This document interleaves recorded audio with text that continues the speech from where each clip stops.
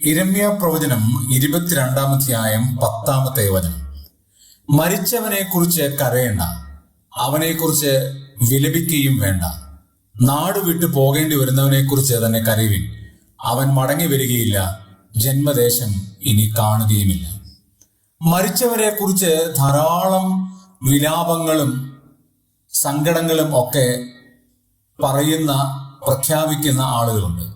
ദൈവത്തിന്റെ വചനം പറയുന്ന ഏറ്റവും വലിയ കാര്യം, മരിച്ചവനെ കുറിച്ച് കരയണ്ട, അവനെക്കുറിച്ച് വിലപിക്കേണ്ട. കാരണം അവൻ മടങ്ങി വരികയില്ല, ഇനി ജന്മദേശം കാണുകയില്ല.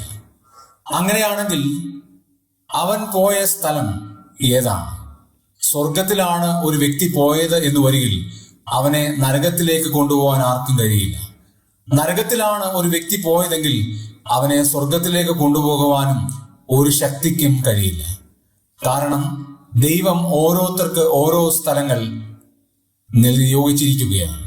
കർത്താവായ യേശുക്രിസ്തുവിനെ രക്ഷിതാവും കർത്താവുമായി ഹൃദയത്തിൽ സ്വീകരിക്കുന്ന ഓരോ വ്യക്തിയും സ്വർഗത്തിലും, യേശുവിനെ നിഷേധിക്കുന്ന ഓരോ വ്യക്തിയും നിത്യമായ നരകത്തിലും പോകും എന്ന് ദൈവത്തിന്റെ വചനം വ്യക്തമായി അനുശാസിക്കുമ്പോൾ, മരിച്ച വ്യക്തിയെക്കുറിച്ചുള്ള ഓർമ്മകൾ ഒക്കെ നമുക്ക് നല്ലതാണെങ്കിൽ പോലും അവരെക്കുറിച്ച് വിലപിച്ച് ജന്മദേശത്തേക്ക് മടങ്ങി വരുമെന്നുള്ള പ്രതീക്ഷയിൽ അവനെക്കുറിച്ച് കരയേണ്ട എന്ന് തിരുവചനം പറയുന്നു.